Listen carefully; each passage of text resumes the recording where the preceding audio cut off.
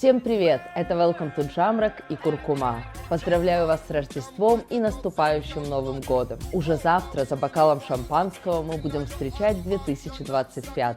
И я, признаюсь, жду его с нетерпением. В основном потому, что хочу как можно скорее открыть новый календарь-энциклопедию. Красочный справочник со всеми ямайскими праздниками, важными датами и днями рождениями знаменитостей. Напоминаю, что его можно приобрести в качестве новогоднего подарка себе или другу.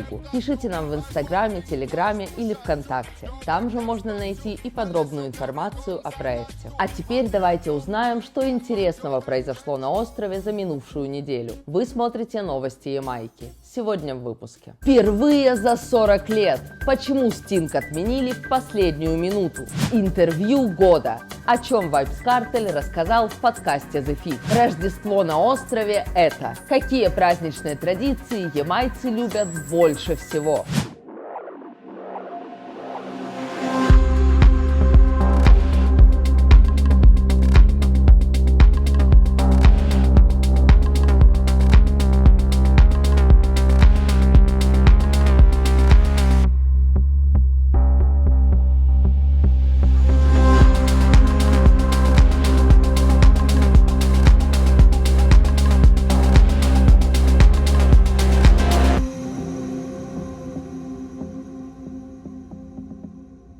Самая громкая новость прошедшей недели связана, конечно же, со Стингом. Легендарный фестиваль, который ежегодно проходит на острове 26 декабря, внезапно был отменен всего за несколько часов до начала. Глава Supreme Promotions Изайя Лэнг был абсолютно обескуражен, когда заявил об этом. В качестве причины он указал компанию Clear Sound Production, которая предоставила сцену и звук для шоу, но утром 26 декабря внезапно отказалась от участия в Стинге. Хотя все ее оборудование, звукорежиссер и технический персонал уже находились на площадке ивента. Причиной разрыва контракта стало финансовое недопонимание. Согласно словам Лэнга, 24 декабря Supreme Promotions перевели продюсерской компании депозит в размере $1 миллиона, а оставшуюся сумму, еще 6,5 миллионов, отправили банковским переводом на следующий день. Однако из-за государственных праздников последнее денежное поступление не было отражено на счете компании. Clear Sound Productions назвали эту ситуацию полным несоответствием рабочим стандартам. Они отправили организаторам Стинга письмо о прекращении сотрудничества и начали сворачивать установленное ранее оборудование. Лэнг отдельно подчеркнул, что понимает, какой серьезный волновой эффект вызовет отмена мероприятия. В своей речи он упомянул продавцов напитков и уличной еды, уже вложивших деньги в товар для шоу. И, конечно же, множество артистов, которые репетировали и ждали своего шанса блеснуть. Он также заявил, что все зрители вскоре получат право на полный возврат потраченных на билеты средств. Новые даты ивента будут названы позднее. Отмечу, что за всю 40-летнюю историю проведения шоу это первый перенос или отмена. Стинг проходил даже во время урагана. Журналисты Jamaica Observer связались с Clear Sound Production, но главный исполнительный директор компании Келвин Осборн отказался комментировать этот вопрос. В официальном письме, которое он направил Лэнгу, излагался целый ряд проблем и говорилось, что условия контракта были существенно нарушены. Несмотря на то, что организатор сразу же указал на Clear Sound Production, пользователи социальных сетей, похоже, продолжают думать, что в отмене Стинга виноват Vybz Kartel. Особенно мне понравился следующий комментарий. Цитирую. Сначала он на сцене Стинга дерется с Нинджаманом, затем участвует там в легендарной битве с Мавадо, а теперь отменяет шоу только своим концертом. Лол. Остроумный комментарий, одобряю, но не могу не сказать о том, что сам Vybz отрицает свою причастность к отмене Стинга. Об этом он сообщил во время недавнего интервью в популярной программе On Stage. Jamaica people love to party, especially in the festive season. So Kartel couldn't do nothing about Sting, and Sting couldn't do nothing about Kartel. Jamaica, Jamaica! Итак, пока организаторы Стинга хватаются за головы и думают, что делать дальше, Vybz Kartel в преддверии Freedom Street чувствует себя просто отлично. Он продолжает постепенно раскрывать фанатам подробности предстоящего шоу и добавлять в лайнап все новых и новых артистов. На днях, например, было заявлено участие Джа Винчи и Баунти Киллы. Но совсем не оно стало главной новостью минувшей недели, связанной с Картелем. Артист наконец-то появился в популярном YouTube-подкасте The Fix и дал интервью, которое многие пользователи соцсетей уже оценили как лучшее за год. Идет оно почти 3 часа, так что я не буду сейчас подробно разбирать каждую тему, а то нам не хватит никакого времени. Остановлюсь лишь на тех моментах, которые больше всего зацепили лично меня. А если вы захотите узнать больше, то заглядывайте в наш телеграм-канал. Там уже лежит ссылка на весь подкаст. На запись программы Картель вновь приехал вместе со своей невестой Сидем. Она повсюду сопровождает артиста с момента его выхода из тюрьмы и уже появлялась во многих интервью. В этот раз девушка находилась за кадром, но все же немного принимала участие в беседе. Кстати, важное уточнение. На протяжении всего интервью Картель и команда подкаста активно угощались ромом Street Vibes, который сейчас выпускает артист. Он расставил бутылки по всей студии так, чтобы их хорошо было видно в кадре. И на фоне своего нового продукта с удовольствием рассказывал о том, как важен для бизнеса маркетинг. Как человеку, которому по долгу службы приходится время от времени слушать подкасты Сэра Пи, мне очень понравилась реакция Картеля на вопросы об этом блогере. Напомню, что это анонимный ведущий популярного среди ямайцев YouTube-канала Politrix Watch. Изменяя голос с помощью специальной программы, он делится своим мнением касательно самых актуальных политических, социальных и экономических новостей острова. Разоблачает ложь политиков, раскрывает финансовые махинации крупных компаний и явно недолюбливает Вайпса. Пока артист сидел в тюрьме, Сэр Пи регулярно приводил аргументы в пользу его виновности и по любому другому связанному с картелем поводу не упускал шанса высказаться. Мне было чертовски приятно наконец-то услышать от Вайпса ответ. Wait, Sir P, they say something about When you Sir P? a little YouTuber. Yeah, the little YouTuber. Me no know him.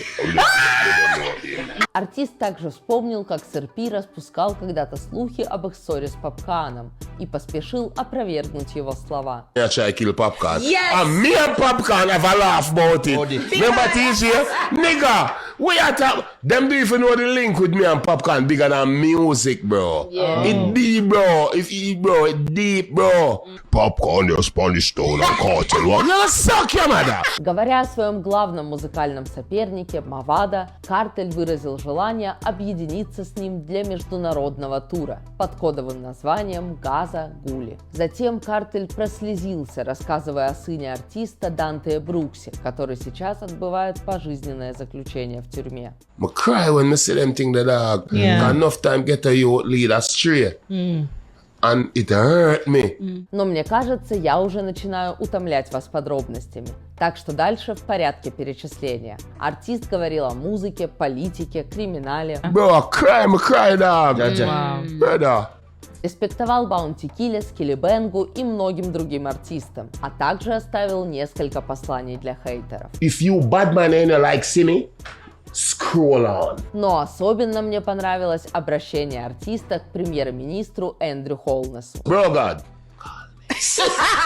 Одним словом, подкаст однозначно рекомендую. Много интересной информации и действительно смешных моментов. Соглашусь с комментаторами. Пока это лучшее интервью артиста за минувший год. Хотя один достойный конкурент у него все-таки есть. В субботу состоялась премьера нового выпуска On Stage с участием Вайпса. И это было не менее легендарно. Возвращение артиста в студию знаменитого шоу спустя более чем 10 лет. Но об этом интервью мы поговорим как-нибудь в другой раз. А сейчас к следующей теме. Jamaica, Jamaica.